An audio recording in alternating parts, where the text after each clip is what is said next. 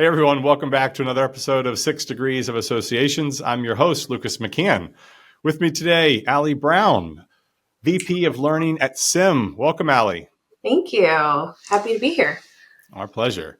Well, first tell us what SIIM stands for, your role at the organization as VP of Learning, and then we'll go back in time and figure out how you got into association.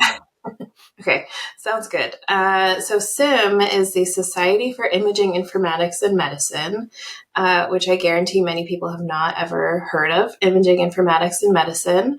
I didn't even try to say it because it was a mouthful. So for what it's worth. Yeah, that's fine. Yeah, we can stick with SIIM. That's fine. I've mentioned I did not know what imaging informatics was when I took the job, and I probably just found out like 6 months ago, based on absorbing everything since I've been here. But imaging informatics is essentially, in a nutshell, everything behind the scenes of any medical imaging. So even if it's like taking pictures, X-rays, MRIs, all those things, any kind of picture of a body. There's imaging informatics within that. So it's the metadata behind like storing and sharing those things, and how can we append this to your patient record, and all of the kind of geeky computer stuff that we don't really think about when we're sending photos. Well, I love all the geeky stuff. I mean, if I let the nerd out for a second, just the idea that there would be a system entrenched in the medical community that could branch things, images of me, whether it was dental records, or I've been sliced and diced and had lots of surgeries over my lifetime. So there's lots of images out there of my insides, X-sides, all of that. So the idea that all of those could be at some point in this like shared bank, I think that's really fascinating. I think that's maybe part of the goal, but also part of a greater mission, what I heard you say, which is, sort of patient experience, as we were talking before. Mm-hmm. Yeah, patient experience, patient care. That's kind of what we're all about at SIIM. That's kind of the big overarching mission. I mean, obviously, we want to advance and teach imaging informaticists to be all that they can be, especially in this world with a lot of machine learning, AI, how to integrate that into medicine. But the overarching goal is always going to be patient care and the patient experience. And so that is a lot of what we do. Well, I know we've also talked, there's a couple of different branches that kind of hang down from the learning aspect, and let's come back to that. But now let's go back in time. Like, how did you find SIIM? How did they find you? Like, where did you land? How did you get into this crazy world of associations, as we say? Yeah, I fell into association worlds. I did not aspire to be this when I was a young child growing up. I didn't, look up to my mom and dad and say, I'm going to work for an association when I grow up. Because if you're like most, you didn't know what an association was until you were out of college. Exactly. Yeah, pretty much, unfortunately. But I really thought that I wanted to follow my mom's footsteps and be a nurse and work in some kind of clinical field. And so I spent a lot of time working in doctor's offices, and I hated it. I hated it so much. It was stressful. There was a lot. And, there's always that kind of sad part, of course, of we can't fix you, or, the ultimate sadness of losing patients. And I didn't want to deal with that. So I actually found a lot of joy in my last job in a doctor's office. I was working for surgeons, for cardiovascular surgeons. And I would do a lot of the patient education. So I would come and talk to the patients and basically tell them, I know the doctor told you in like very doctory terms what this surgery means, but here's some words that you can understand. Here's what's going to happen to you, and here's what you'll feel, and what's going to happen afterwards.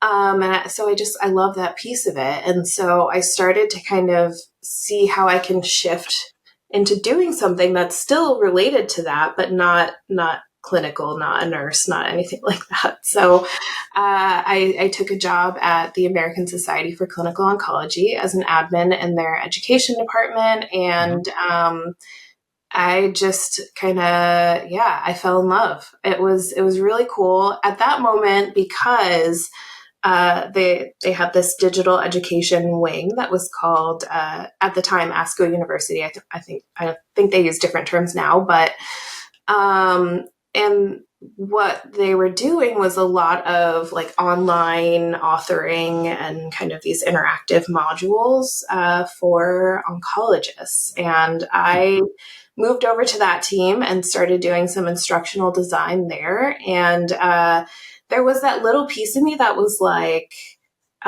these are world renowned oncologists who are curing cancer and treating cancer patients, and I'm the one teaching them. That's so cool. That is so, cool.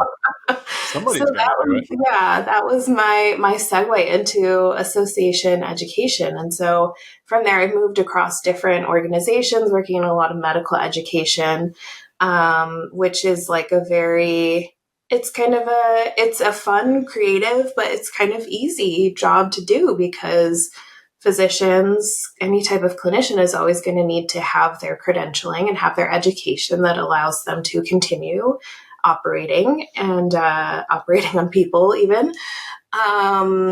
But with SIIM, it's a lot different because that's not a necessity to do your job. And so when I took this job at SIIM, it was more of like a challenge because it's like, okay, now I have to convince people that they need this training, they need this education, and it's important. It's not mandatory.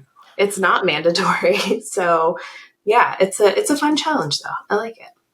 So talk to us a little bit about the challenge, because there's challenges in every role. And so you've shared one. It's not mandatory. You feel like maybe there's a little bit of a sales aspect. I don't want to put words in your mouth, but you have to convince people. You have to educate people about the education. Is that fair? I mean, what other challenges do you have in this current role?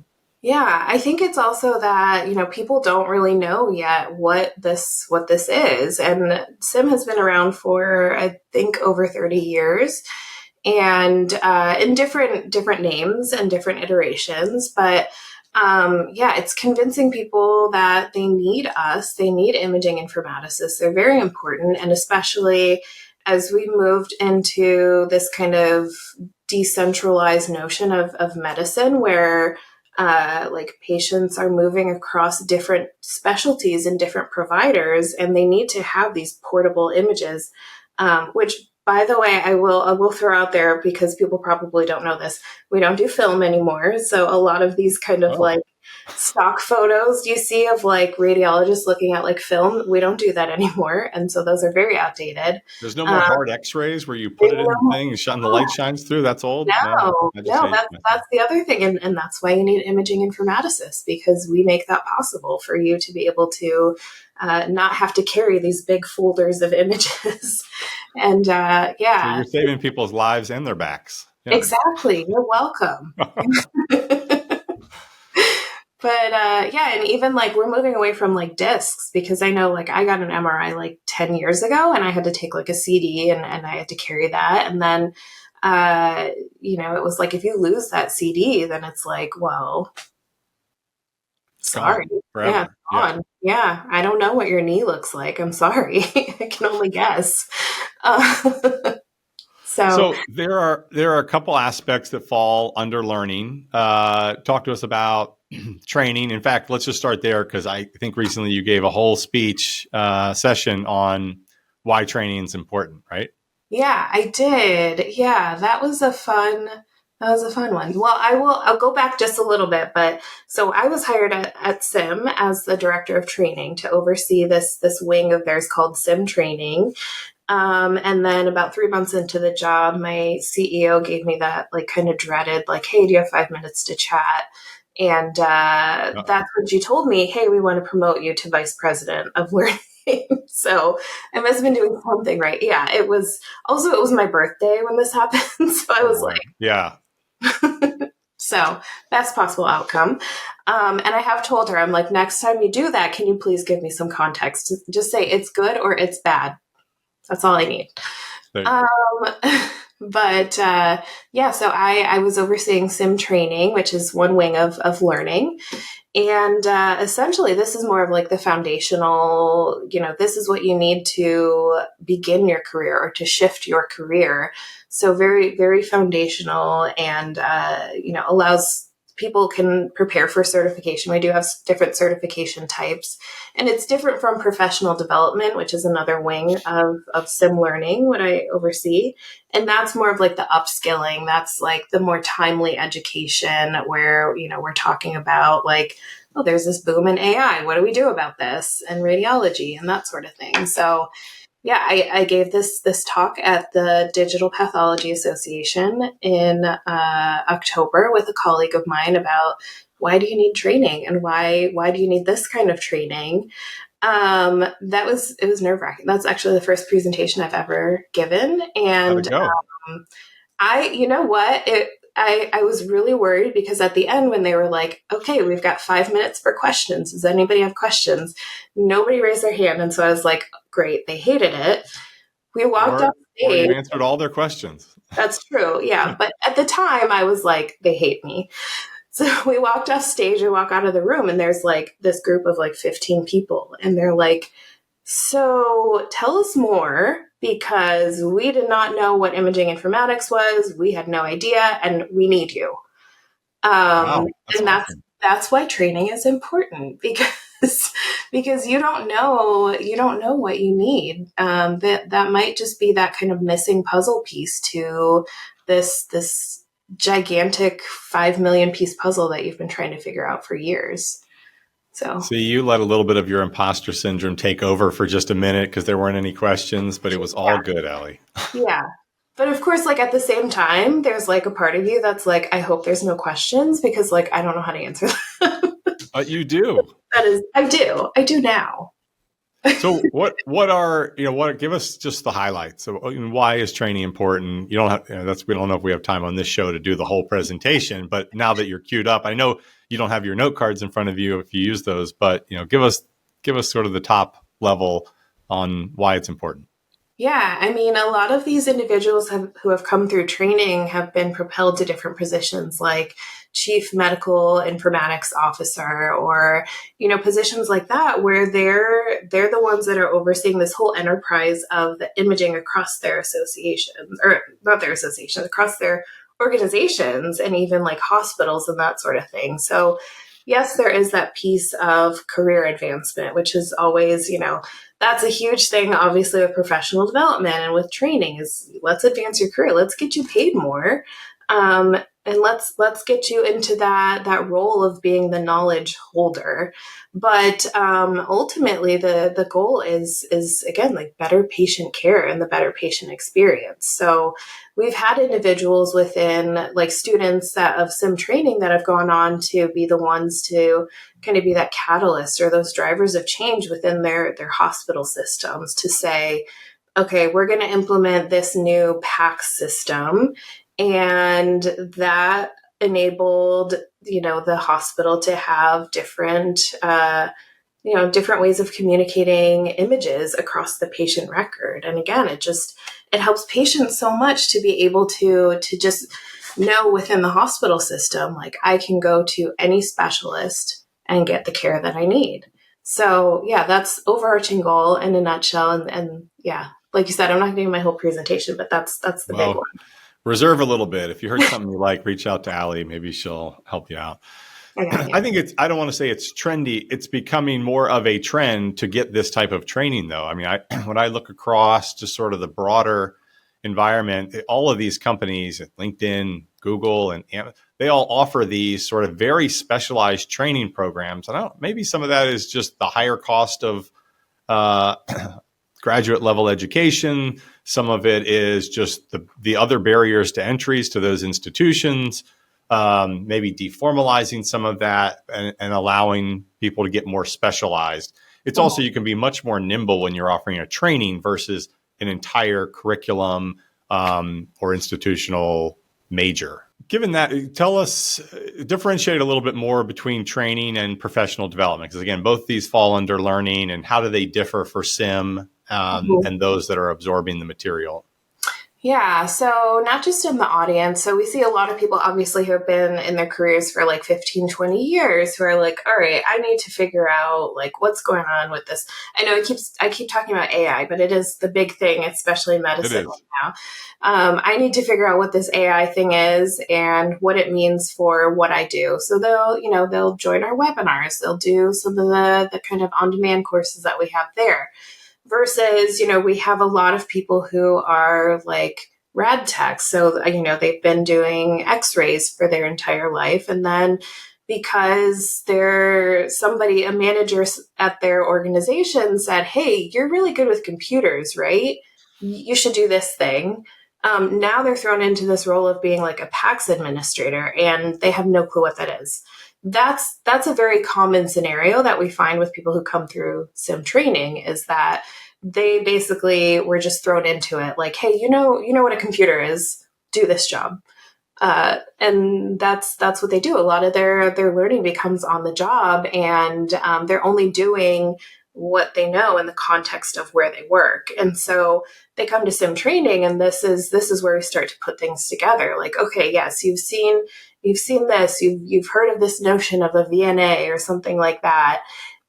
Here's what it means, and here's what you should be doing, and here's the tools that you can use to advance this and become an imaging informaticist. And that makes you not as expendable, I would say, in your career. Like, again, like you are the knowledge holder and you're somebody that's going to help to propel the organization as well as yourself forward. And yeah, I think that's a huge thing with training. Yeah, individually, you're increasing your own value to yourself, to the organization, just the market. Mm-hmm. And you have to make those investments. I feel like sometimes there are people that just want to jump to the revenue portion of that or the aftermath of the value, but you have to invest to be able to increase the value be able to sort of participate in the returns, if you were. Mm-hmm. Yeah. It's something I recognize in associations often. Another blog, maybe one day I'll write about. There are associations who take the position of, well, we've already built the value. It's already there. We don't have to invest anymore. We don't have to build any more programs. We just want to be able to extract all the revenue based on what we have. And to them, I want to shake them and go, no.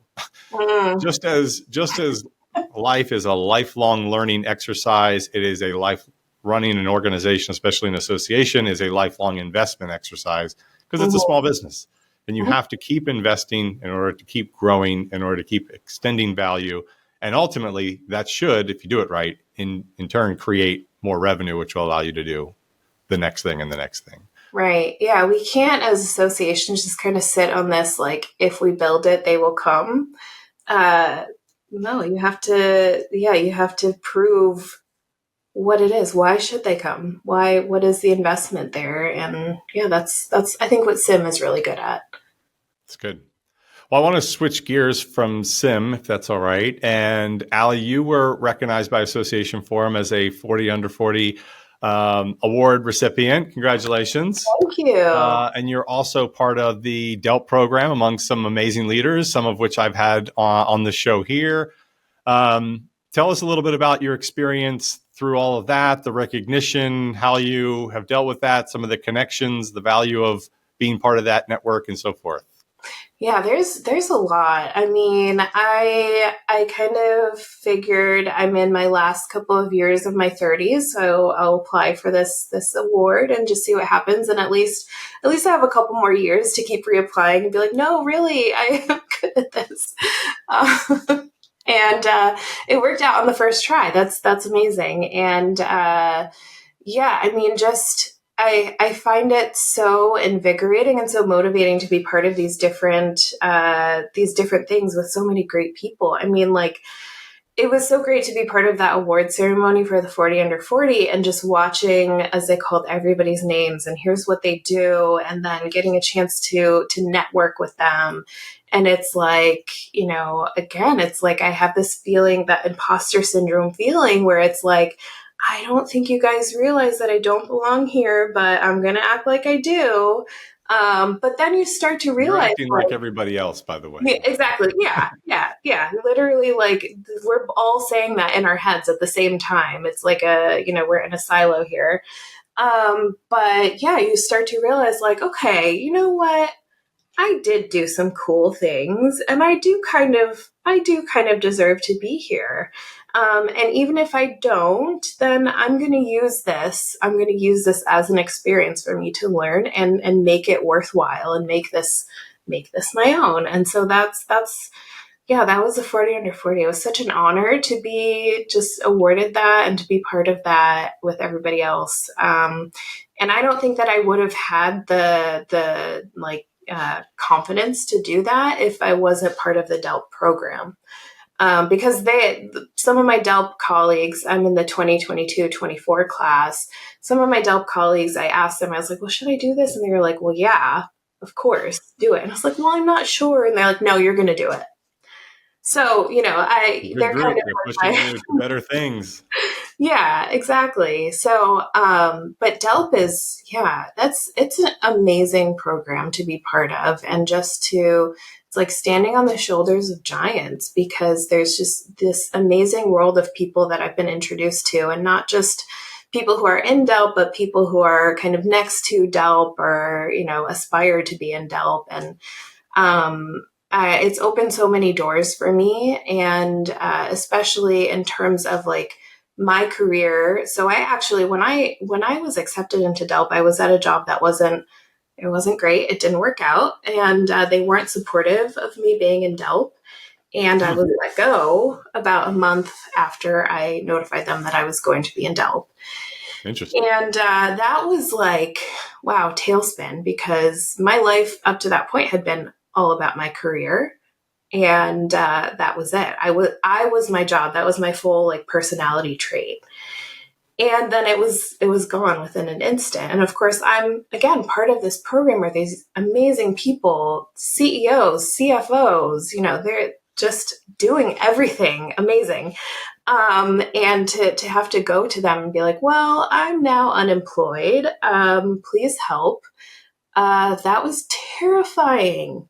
But then you start to talk to these people and you realize that they all had such similar experiences, which sucks.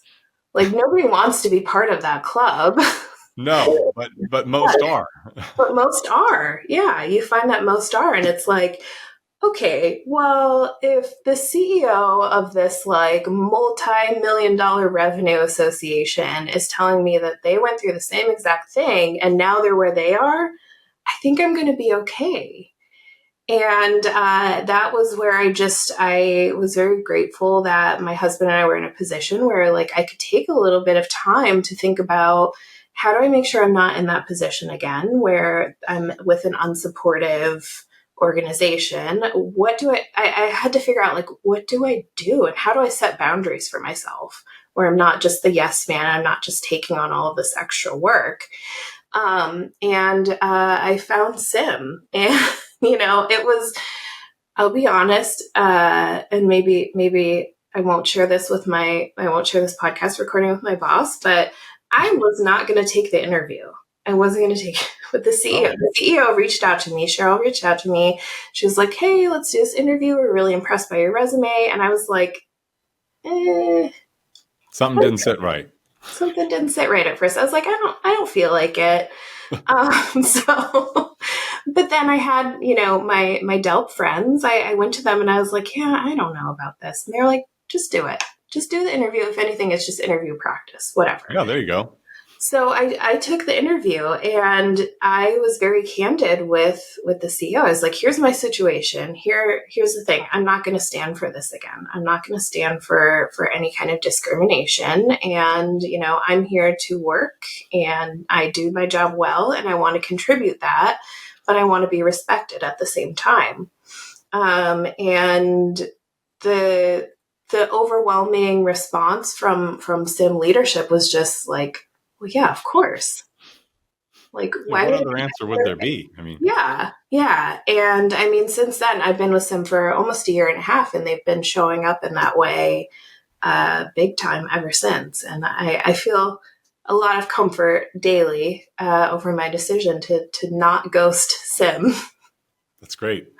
Yeah, as somebody who has interviewed a lot of folks and studied the interview process, to try to work out, who is going to be the best candidate. You invest a lot of money in staff in order to get the right team together and get everybody in the right seat.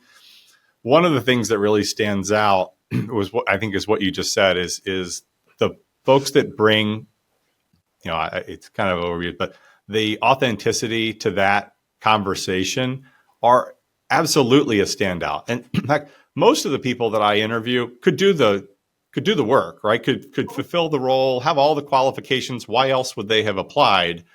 And a big part of it is culture. And then a big part of it for me is just honesty and authenticity. The fact that you're telling me the story about how you went in there and you basically just told them how it was. I was like, well, yeah, of course, that's great. And you know what? If it wasn't going to fly with them, then it wouldn't have worked out. And if they were okay with that, then you're the best person for the role because you then know exactly how they feel about you and they know how you really feel about the position and where you stand. And I think too many people dance around that or play the interview like a game. I'm here to, there's people that can promote. I could get any role because I could act my way into the role. I was like, oh, Yeah.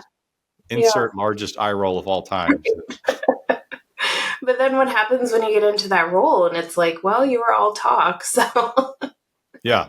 And at the baseline of that whole experience, what I love is it was really the people around you. It was the peer group that you had created with DELP. And there's some fantastic communities within the association, some that are very well known and formalized.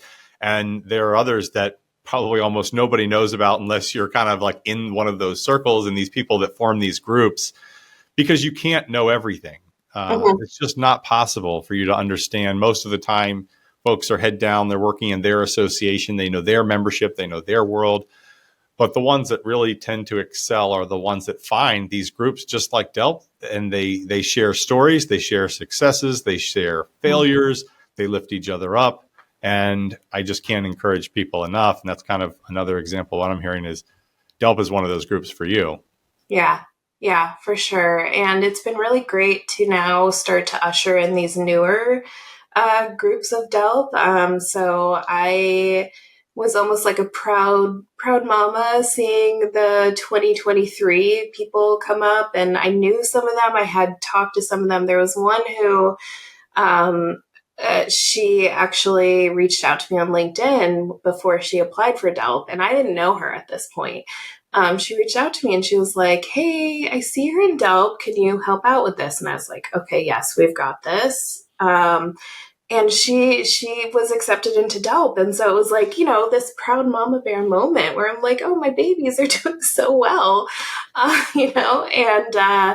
yeah, it's knowing that I'll be part of that legacy is that's another cool thing to be part of, along with teaching oncologists. Yeah. Again, falling back on a group for support when it's needed. But when it's not needed, there's something really powerful about knowing there's this group out there that is 100% invested in your success and pushing you, figuratively up the ladder and anywhere where you want to go, because they too are branded with that group and they want to see the group success because, sort of all boats rise with the tide sort of thing. And it is a pride, a mama pride bear thing, alumni pride. There's a unity there that really picks everybody up together without sort of leaving anybody behind. Again, the groups are awesome. Yeah. Well, you are also a woman association leader in the industry, something you shared you were very proud of. I think, talk to us about what that means for you and sort of what you're seeing in our industry as it relates to women in industry, women in leadership. Yeah, there's a lot that goes into that. And I will say, just kind of from my humble beginnings, I do have children, and my oldest is 16. And I get told a lot that I don't look like I'm old enough to have a 16-year-old. Thank you. It's true, though, because I was very young when I had her. I was a teenager when I had her. And I thought for a really long time early on in her life that I was going to be the statistic of, teen moms struggling all the time. And, to be where I am now and to be able to provide that example to my children is so huge for me. And it's something. It's definitely, I think I draw a lot of motivation from other people. So like being part of DELP, being in the 40 under 40, but also from my children, I draw a lot of motivation from that. And that's, I think, what keeps me going, and what makes it so that I can be authentic and have the humility to kind of stand up for what's right there. But yeah, being a woman in the association world, it's sometimes it's a fight, and it's been a fight, and I've had to really learn to advocate for myself and find comfort in different areas of my career in terms of saying no to things or saying yes to things, and making difficult decisions, and but also like having that same humility to say, I don't know the answer to something, or, let's figure that out. And having that humility to know, everybody knows something that you don't. I'm not the VP of learning because I know everything there is to know about SIIM and imaging informatics and what their trajectory looks like, right? Because I just told you, I just learned like 6 months ago what an imaging informaticist is. So You have to learn at some point. Yeah. Yeah, having that understanding to rely on other people where I need to be able to kind of put these pieces together is such a huge thing. And yeah, just as a woman in leadership, I've always had that. We get that feedback of like either you're too soft, you're too emotional, or you're not emotional enough, and there's never a right way to kind of calibrate from there. And so, I think at some point in my life, I was just like, all right, well, I'm just going to be what I am. And that's it. I'm just going to have the confidence to just be me. And maybe that is too soft sometimes. Maybe that is too emotional. And maybe sometimes I'm too much of a hard ass, but or it's brave, and humility takes confidence. Exactly. And yeah. A lot of people don't do that, don't take that step forward. And so I don't think it's something to be ashamed of. I think it's something to be applauded. Mm-hmm. Yeah. Yeah. Are there one or two people, women in association, that you've sort of followed or look up to that have kind of blazed the trail in your generation of associations? I think the one person who really catapulted me into all of this, into DELP, into being a woman in leadership, was her name is Sharetta Clerkley, and she is now the executive director for the Association for Positive Behavior Supports, something like that. I might have gotten that wrong.